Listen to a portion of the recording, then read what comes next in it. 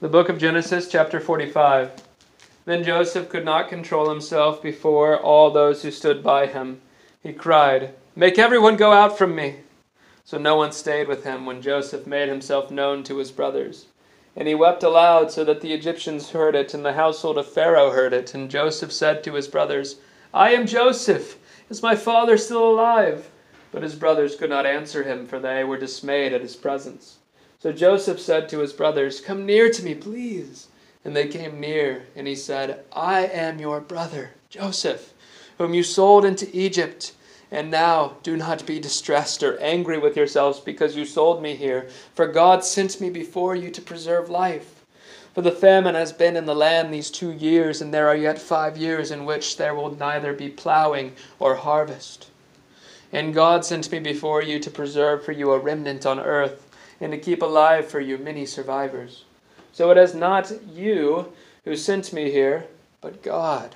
He has made me a father to Pharaoh, and lord of all his house, and ruler over all the land of Egypt. Hurry and go up to my father and say to him, 'Thus says your son Joseph, God has made me lord of all Egypt. Come down to me, do not tarry. You shall dwell in the land of Goshen, and you shall be near to me. You and your children and your children's children and your flocks, your herds, and all that you have. There I will provide for you, for there are yet 5 years of famine to come, so that you and your household and all that you have do not come to poverty. And now your eyes see, and the eyes of my brother Benjamin see, that it is my mouth that speaks to you. You must tell my father of all my honor in Egypt and of all that you have seen. Hurry and bring my father down here.' Then he fell upon his brother Benjamin's neck and wept. And Benjamin wept upon his neck. And he kissed all his brothers and wept upon them.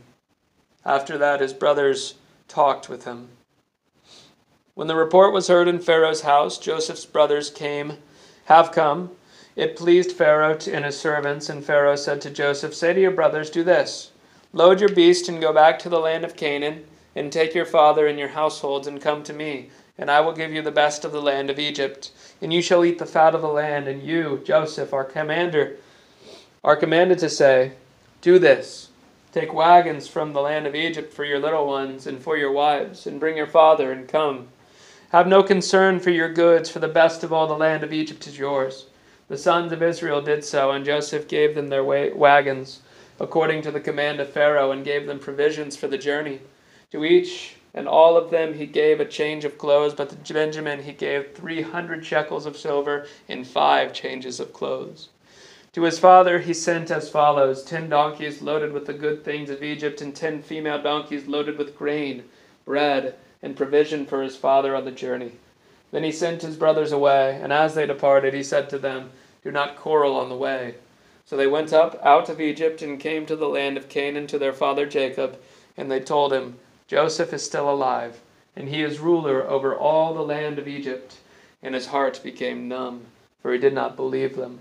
But when they told him all the words of Joseph, which he had said to them, and when he saw the wagons that Joseph had sent to carry him, the spirit of their father Jacob revived. And Israel said, 'It is enough. Joseph, my son, is still alive. I will go and see him before I die.'"